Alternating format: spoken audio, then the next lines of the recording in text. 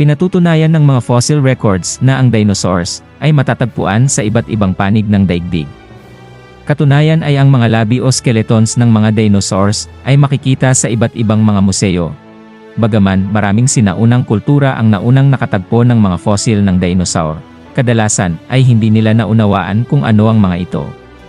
Halimbawa, sa China, ang mga fossil ng dinosaur ay itinuturing na mga buto ng dragon. Noong 1676, si Robert Plot, isang English naturalist, ay nakatagpo ng isang malaking buto sa England. Inakalang ito ay mula sa isang higanteng tao.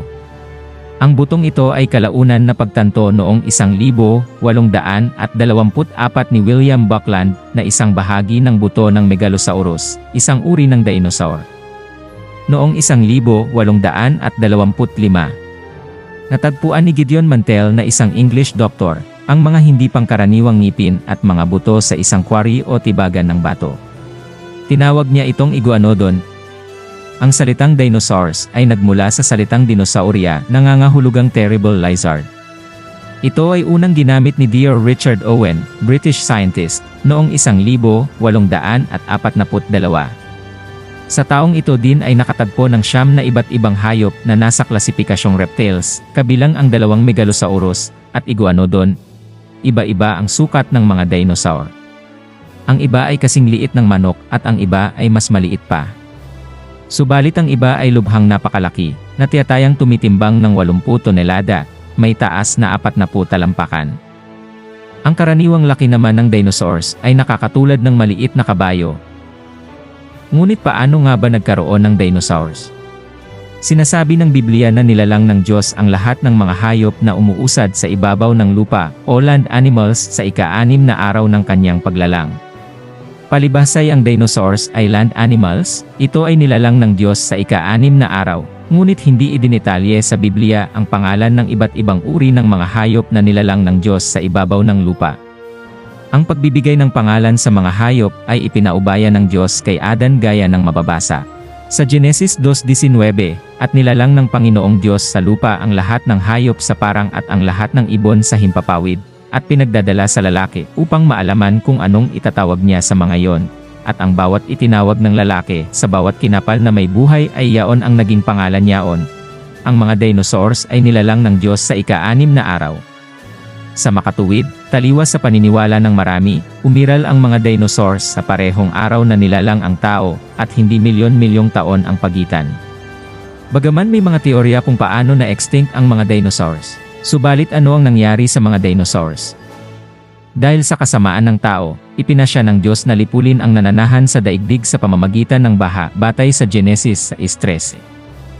Ayon naman sa Genesis 14-20, iniutos ng Diyos kay Noe na gumawa ng malaking daong upang maligtas sa paggunaw si Noe at ang kanyang pamilya, at pati na rin ang mga hayop na mailululan sa daong. Iniutos ng Diyos na maglulan ng 7 sa malilinis na hayop at 2 sa hindi malinis. Ipinalalagay na mayroong kasamang inilulan na dinosaurs. Lahat ng mga hayop na hindi kasama sa inilulan sa daong ay namatay sa pamamagitan ng baha. Dahil sa naganap na bahang gunaw, namatay ang mga tao at mga hayop na hindi nakalulan sa daong. Yan ang dahilan kung bakit sa kasalukuyan ay makikita ang napakaraming fossils ng mga patay na hayop at halaman na nakalibing sa mga rock layers, sedimentary rocks, sa iba't ibang panig ng daigdig. Kasama sa mga nakikita sa fossil records, ang dinosaurs. Pinaniniwalaan na may naisakay na mga batang dinosaurs sa daong, kaya sa Job 14-24 ay may binabanggit na great beast na tinawag na behemoth. Ang kanyang buntot ay gaya ng puno ng sedro. Ipinalalagay ng mga komentarista na ito ay tumutukoy sa elepante o hippopotamus, subalit ang elepante at hippopotamus ay walang buntot na gaya ng puno ng sedro. Ayon sa description ng Biblia, ipinalalagay na ito ay ang Brachiosaurus na isang uri ng dinosaur. Bukod sa bahang gunaw, ano ang mga dahilan kung bakit nangamatay ang mga lahi ng mga dinosaurs na nakaligtas sa baha na nailulan sa daong at ang iba pang hayop? At bakit hindi na natin inabutan ang mga itinuturing na dinosaurs at ang ilang uri ng hayop? Ayon sa website na www.answersingenesis.org, ang mga hayop sa lupa, kabilang ang mga dinosaurs na matatagpuan sa makabagong panahon, ay magkaiba kaysa sa bago ang baha.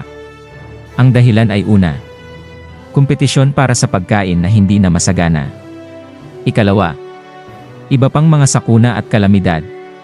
Ikatlo ay pagpatay ng tao para sa pagkain, at marahil ay sa kasiyahan. At ikaapat ay pagkawasak ng mga habitat o paligid, at iba pa. Sa huli ay namatay ang mga hayop. Ang pangkat ng mga hayop na tinawag ngayon na dinosaur, ay nangyari din na mamatay. Sa katunayan, maraming bilang ng mga hayop ang namamatay, at nabubulok sa bawat taon. Ang pagkalipol o extinction ay tila ang panuntunan sa kasaysayan ng daigdig. Ang extinction ng mga hayop ay natural na nagaganap sa daigdig. May mga hayop na umiiral noon na hindi na umiiral ngayon, kaya hindi dapat pagtakhan kung bakit hindi na natin naabutan ang ilang mga hayop gaya ng dinosaurs.